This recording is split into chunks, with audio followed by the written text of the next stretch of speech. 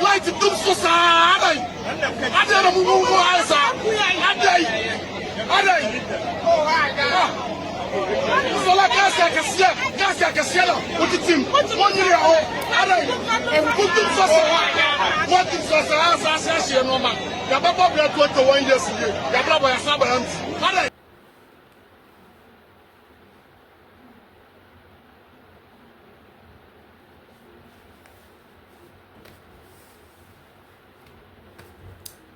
Ebusiafo asam no de ye na yeti a na ebi awreho kakra Dumsor ne aye ewo eye Asante region market ama ebi mo ewra akopa obi so abobra eye good 21 years ne nyoma yina ahye na ye Dumsor na de san nyoma we yina aba almost sorry no makoto kasa kese anke so modwen omano ho no mo bo mo bedwe omano ho no dabi o omo ndwen omano ho ende kasa kese obi ukopim woye Asante Wage market ya ahye obi store mienu miensa ensia enum ni na ahye na sanipa no obeye den awrewo na chese esi ewo ye Còrse abonten so a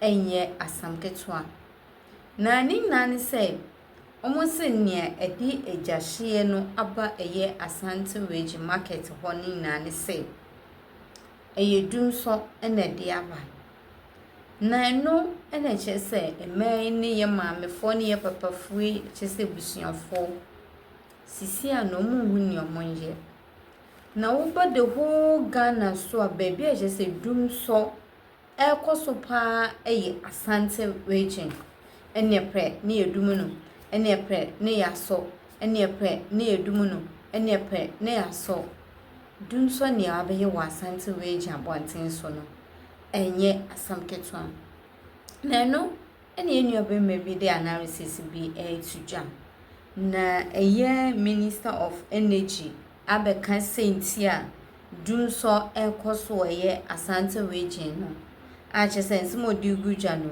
ebusiafo esweni ensese ye kahwo na eye Minister of Energy beka sawie no ene enua be mabi so ye analysis bensem bi etuaso ye bekwa akwadwe nsam no ntwire mujie ni wia asanso aba ebede ho enkomo nsam no de aye bebre ewo eye Còrse abonten so ebi mu twedwa ebi mu su ebi mu anu dem na ebusuafo ohu sene nyoma paa hye sene nyoma paa si kwana edin ewo maga na mu ni na ye Dumsor dapen eni Dumsor bechai na enu na ebi mu bakasem eyi na ye former president Mahama paaye yanhwe Dumsor wan ena ebetimi de ne sesi ne bose eye tu 1 month ye si mi Dumsor nkoa na chese Còrse entimi ensi da enye day na ye du enumpu na nyoma bi no moye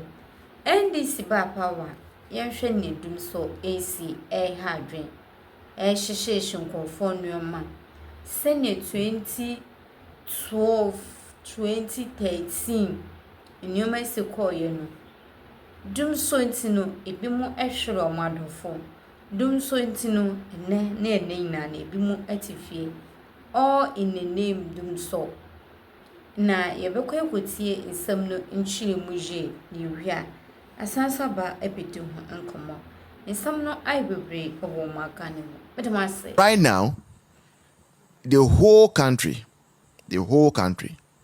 as it is now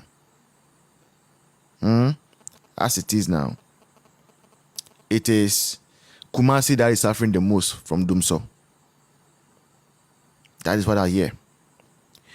And the Minister of Energy attempting to explain why there is Dumsor in Còrse. He's just saying things that you don't even understand. Let me quickly play you the tape of what the Minister of Energy, John Jinapo, is saying as an explanation for why there is Dumsor or Dumsor in Ashanti region is more rampant than it is in other parts of the country. Let's listen to him. 45 MVA transformer. Dada no 66. Teacher say what the 145 eba na just a Honda no akosuru ye pa.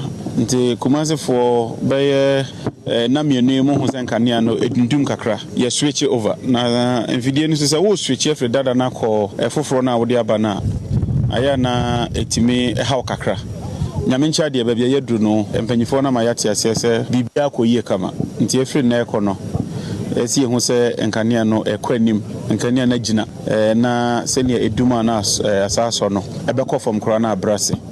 In fact ye ne se Cùrse ha nyina enkanea no bibre beba ha na ye de amaga na for de diguma na ne aka no so no ya export. In fact na watch it.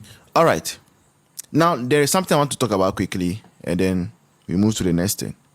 Sometimes I say NDC phone, they don't respect our intelligence. They see us as though we are all dumb. I always say this, that I don't know, in the memory or before the eyes of NDC executives, it's like we all are like how their grassroots members are.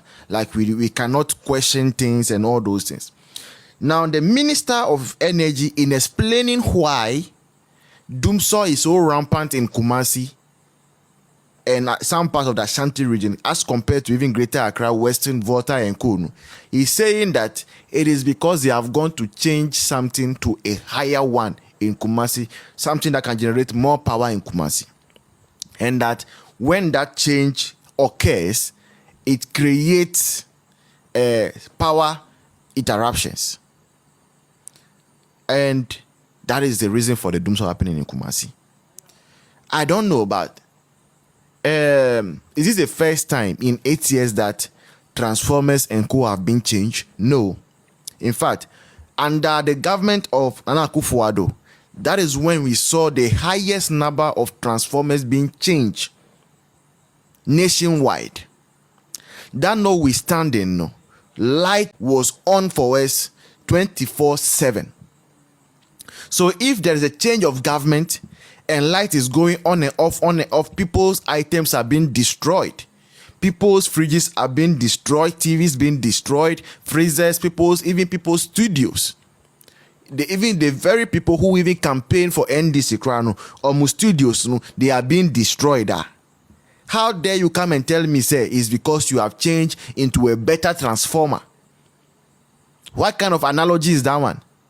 So if you have a phone and the phone is developing a fault and you go and buy a new one, the new one rather will be causing a fault that is better than what you actually were experiencing with the other phone. What kind of logic is this? But this is a logic that a whole Minister of Energy, that is the kind of explanation he's giving our people in the Ashanti region. Why am I so concerned about Ashanti region? I'm concerned about Ashanti region because I believe this is targeting. What NDC is doing is targeting. 145 MVA transformer. Dada no 66. Teacher say what the 145 eba na just a Honda no akosuru ye pa. Nti Cùrse for by na mienu mu ho senkanea no edundum kakra. Ye switch over. Na video no say wo switch every dada na ko efoforo na wo de aba na. Aya na etimi haw kakra. Nyamencha de ba bia yedru no empanyifo na ma yate asese bibia akoyie kama. Nti efri na ekono. Esi hu se enkanea no ekwanim enkanea na gina na senia eduma na asaso no ebekọ fom kora na abrase. In fact ye ne se Cùrse ha nyina enkanea no bibre beba ha na ye de amaga na for de diguma na ne aka no so no ya export. In fact na wachi etwa mu ya Burkina for ba ha so mo sere yen omo enkanea no nke betimi amom bia ka ho a.